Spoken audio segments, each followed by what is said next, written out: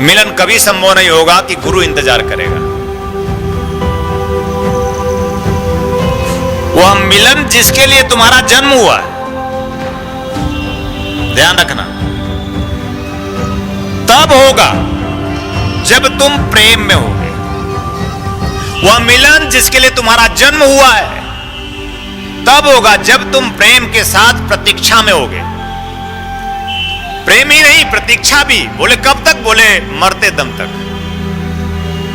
कब तक? बोले कई कई जन्म तक भी प्रतीक्षा अगर करनी पड़े कि वह प्राप्त हो, जिसको प्राप्त करने के बाद कुछ भी प्राप्त करना शेष नहीं रह जाता और मनुष्य जीवन धन्य हो जाता है, आनंद से भर जाता है।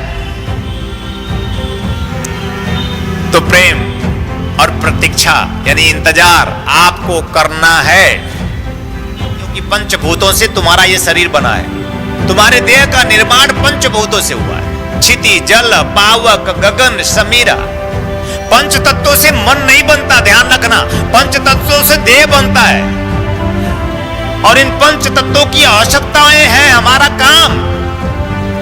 और हमारा काम है तो हमारा क्रोध भी है, हमारा लोभ भी है, हमारा मोह भी है। मैं बार बार आ रहा हूं क्योंकि हम इसी में अटके हुए हैं। तुम्हारे साथ हम भी अटके हुए हैं, ऐसा नहीं कि तुम ही अटके हुए, हम भी अटके हुए हैं। क्योंकि तुम जब तक वहां से जहां अटके हो, भटक रहे हो, अगर वहां से जब तक तुम नहीं निकलोगे मैं तुम्हारे साथ ही वहीं पे दलदल में फंसा रहूंगा।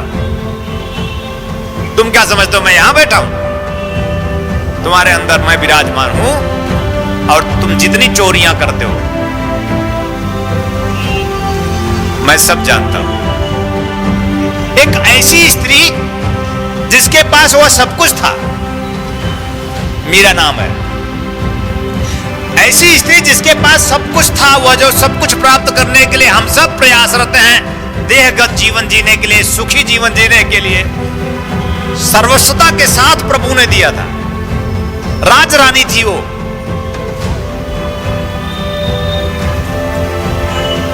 महल से उतर गई। किसको प्रेम किया उसने? प्राण को। किसी देह का प्रेम मीरा का प्रेम नहीं है, और वह प्रेम प्रेम ही नहीं है जो देह का प्रेम। उसे प्रेम नहीं कहते, उसे काम कहते। मीरा का प्रेम देह का प्रेम नहीं, क्योंकि कृष्ण थे नहीं, कृष्ण थे। एक मूर्ति चिपकाई और प्राणों में उतर गई, महारानी सवर गई। मिलन कभी संभव नहीं होगा कि गुरु इंतजार करेगा। वह मिलन जिसके लिए तुम्हारा जन्म हुआ है, ध्यान रखना, तब होगा जब तुम प्रेम में होगे। वह मिलन जिसके लिए तुम्हारा जन्म हुआ है तब होगा जब तुम प्रेम के साथ प्रतीक्षा में होगे। प्रेम ही नहीं, प्रतीक्षा भी। बोले कब तक? बोले मरते दम तक। कब तक? बोले कई कई जन्म तक भी प्रतीक्षा अगर करनी पड़े कि वह प्राप्त हो, जिसको प्राप्त करने के बाद कुछ भी प्राप्त करना शेष नहीं रह जाता और मनुष्य जीवन धन्य हो जाता है, आनंद से भर जाता है। तो प्रेम और प्रतीक्षा यानी इंतजार आपको करना है। और आप घर पर बैठ के फोन लगाते हो कि गुरुदेव आए क्या? आ गए हो तो मैं चलूं, सवारी भेजूं क्या आपके लिए मैं? यह जड़ सोच है, यह देह सोच है, यह न्यून सोच है, यह निम्न सोच है। यह न धरती है, न आकाश है, न पाताल है, न वायु है, न अग्नि है, कुछ है ही नहीं। यह मरा हुआ सोच है, यह मुर्दे की सोच है। मुर्दा वैसे सोचता नहीं, लेकिन यह मुर्दे की सोच है, कोई जान नहीं है इसमें।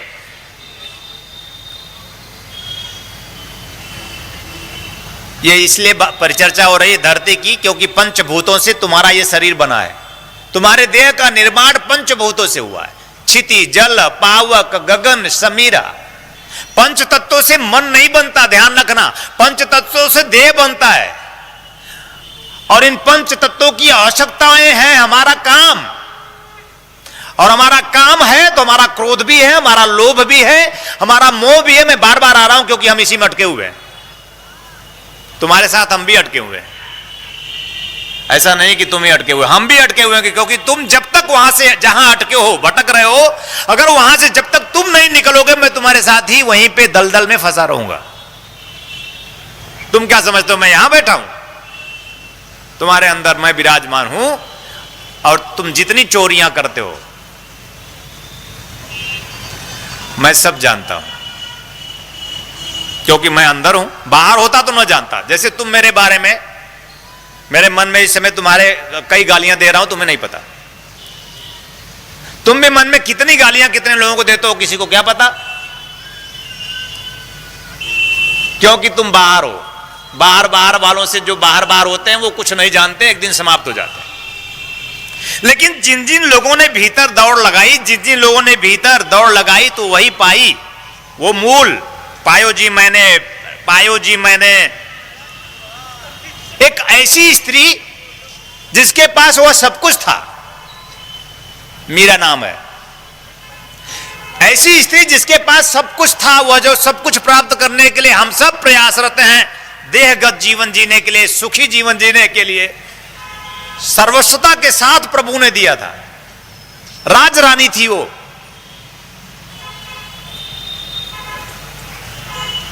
महल से उतर गई। किसको प्रेम किया उसने? प्राण को। किसी देह का प्रेम मीरा का प्रेम नहीं है।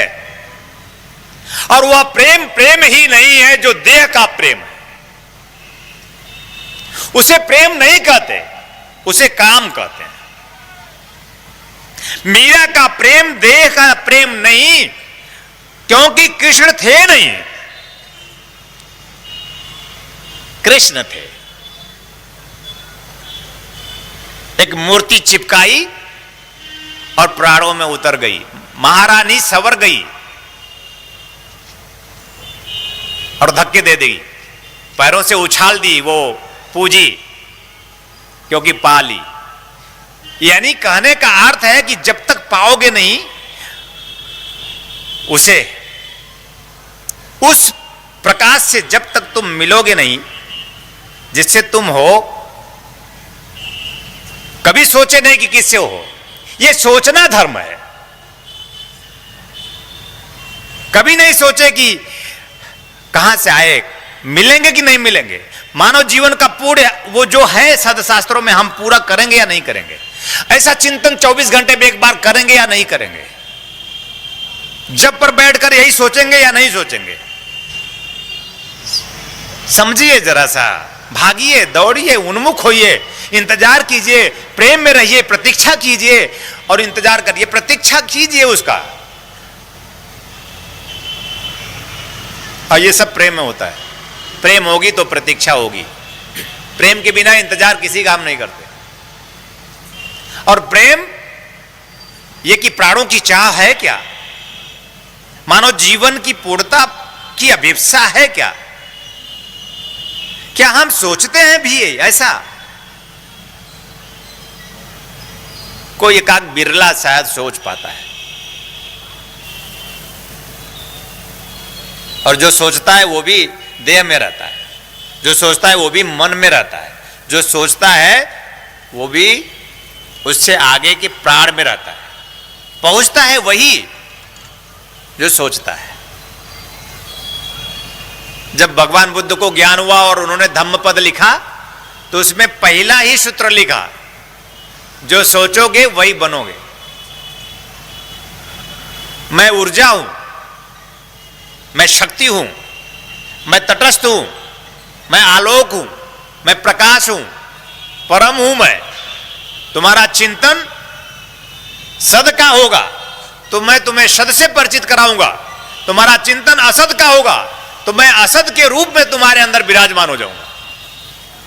तुम्हारा देवत्व का चिंतन तुम्हें देवता बनाएगा और तुम्हारा दैत्य का चिंतन तुम्हें दैत्य बनाएगा।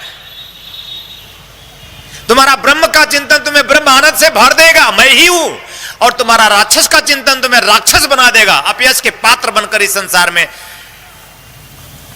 तिरस्कृत हो गए तुम।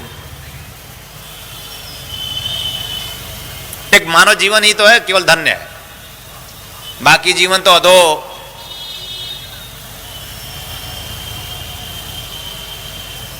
मानव जीवन ही पूर्ण जी, बाकी जीवन अध में है, अघ में है, भोग में है, सिर्फ भोग में। लेकिन मानव जीवन ही है कि जो भोग के साथ साथ योग में है, रहना चाहिए, हो सकता है।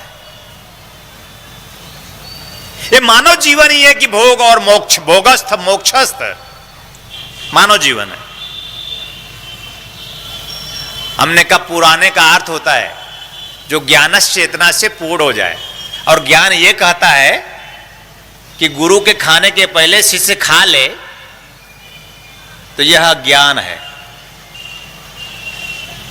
और तुम खाकर मुझसे मिलने आए हो और मैं बिना खाए तुमसे मिलने के लिए बैठा हूं, और तुम पुराने कैसे हो सकते हो? ये ज्ञान के लिए मैं बोल रहा हूं।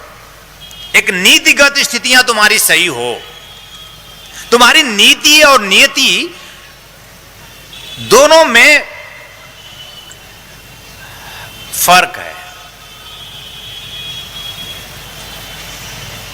दोनों के तुम संज्ञान में नहीं हो, दोनों के अंधकार में, अज्ञान में हो तुम, दोनों की अविद्या में हो तुम। तो पुराना वही जो वृद्ध है, वृद्ध वही जो ज्ञान से पूर्ण है। अभिवादनशील से नित्य वृद्धोपि, उसकी ही सेवा हो। किसकी? वृद्ध माता की, पिता की, गुरुजन की सेवा नित्य हो। अस्थूलतः माता पिता गुरु का आत्मसम्मान, माता पिता गुरु के प्रति प्रेम की भावना, उनके प्रति समर्पण की भावना। अब आप पूछेंगे कि ऐसे होंगे, वैसे होंगे, कैसे होंगे, तो हम कैसे करेंगे प्रेम?